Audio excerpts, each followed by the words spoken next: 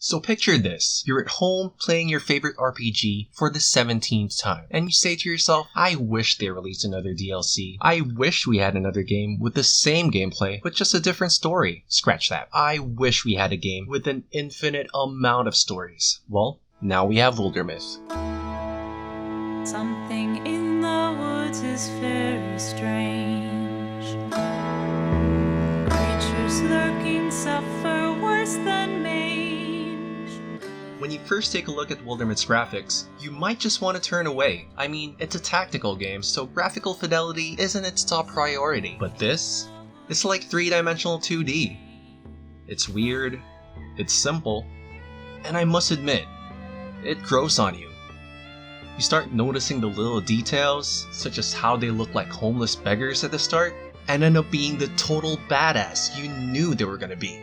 Plus, the devs never shied away from customization, because it's never an RPG unless you can have pink hair. Still, it's not the best looking RPG out right now, and some people might be turned away by its art style and overall lack of animation. If you're a gameplay over graphics kind of guy though, this will be a great game for you.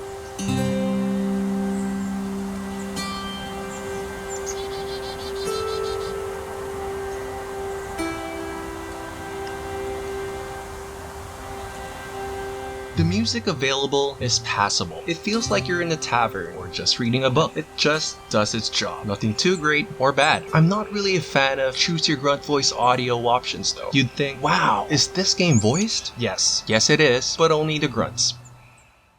Wildermyth is a create-your-own legend kind of game. You begin by choosing any of the game's remade stories. Each story is divided into chapters, and then you go about complete errands and quests.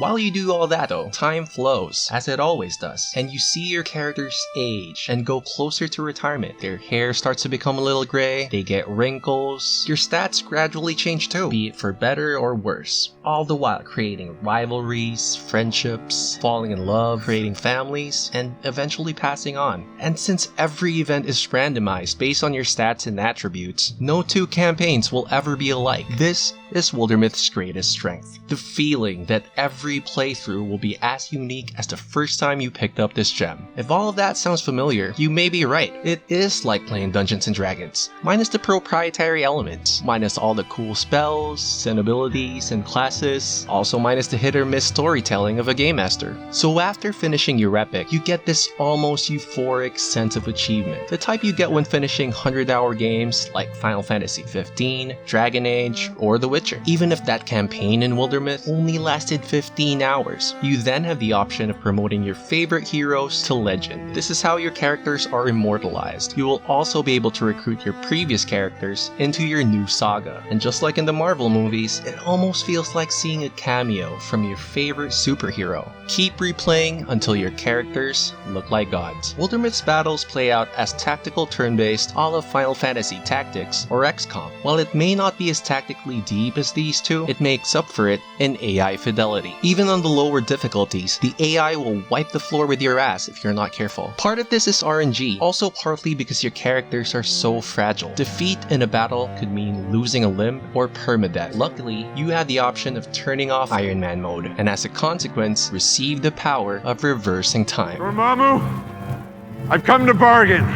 Dormammu, I've come to bargain. Dormammu, Dormammu, Dormammu. Pain's an old friend. Losing a limb is not the end of the world though. If you're lucky, you get to grow them back via certain events, and you'll end up as a Chimera Boy person. The leveling system is also unique in that there are no skill trees, just a bunch of cards you choose from when you level up. More RNG, baby. The fragility of your heroes, their limited youth in the game world, and watching their offspring take over will make you appreciate them even more. It makes the stories you mold with these characters all the more special. So this game might be all praises, but there's no such thing as a perfect game.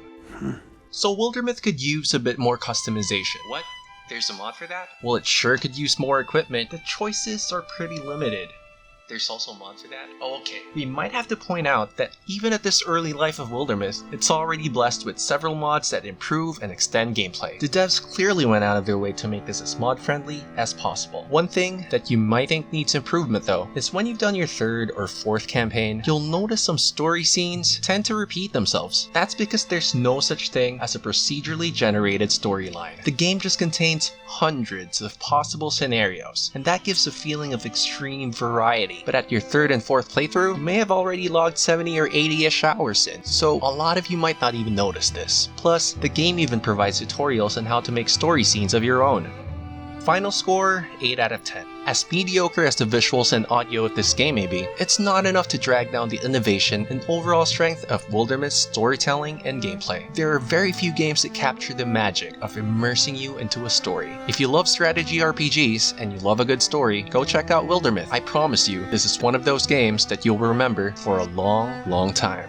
Thanks for watching, friend. If you liked that review, show some love by smashing that like button. Maybe also consider subscribing. See you in the next vid.